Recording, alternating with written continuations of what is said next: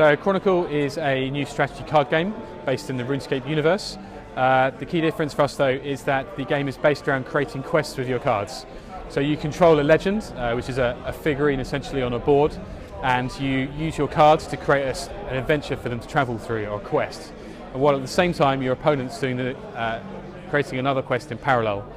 And the game is a mixture of PvE and PvP, so you're actually fighting your own cards, which is quite different from any other card game out there, while your opponent's doing the same, but some of your cards, when you defeat them, will have an impact on your opponent. So for example, they might deal direct damage to them, or they might steal some of their gold. And the game takes place within a magical book, and you have 4 cards per page, and there's 5 pages. And at the end of the 5th page, there's a battle to the death with the last person standing winning. So we were looking at various prototypes a couple of years ago. We were looking at trying out some kind of more innovative mechanics around RPGs, but we found what kept happening was that the core elements were basically the same. So you had a character and you send them out on quests to do stuff. And we thought, well, how about we reverse that? And what you're doing is, rather than sending them out on the quest, you're actually creating the quest. And we thought that cards were an interesting mechanic to deliver the quest. It's because the quest could be broken down into components, so like mobs or NPCs, loot you could collect, or areas that you could visit. And we started creating a physical prototype. So originally we made the game with actual proper cards and using dice and counters and things. And we played that, we built that within a few days really. We played that within the office and thought, yeah, there's something pretty interesting here, something quite different. It's not something we played before. The guys who did the original prototype, big card game fans, and they were like, yeah, this is pretty unusual. That's like a unique mechanic as far as we felt. So we built a prototype out in digitally, and we started playtesting that, and we kept getting the same feedback over and over again, which is that it's a unique mechanic that no one's really seen before in this space. The closed beta ran from end of November and finished a couple of days ago.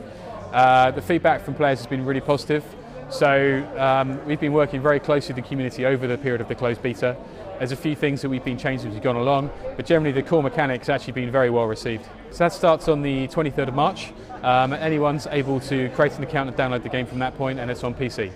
I usually play as Raptor. That's because I just like big hits, big damage, that kind of approach. There's also quite a lot of fun to be had if you play as characters like Ozan and Ariane, where you can do more griefing decks.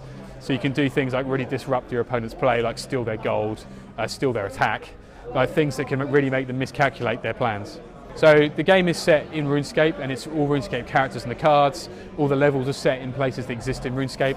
But we think that it's a game that appeals to all card game players, and really strategy and RPG players will enjoy it too, we think.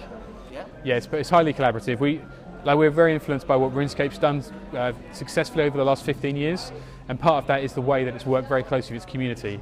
You see, even with old school, obviously people vote on every update that goes into the game.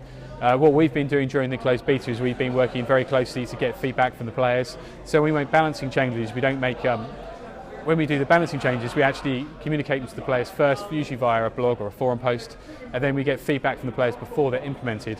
So we like to involve the community every step of the way where possible.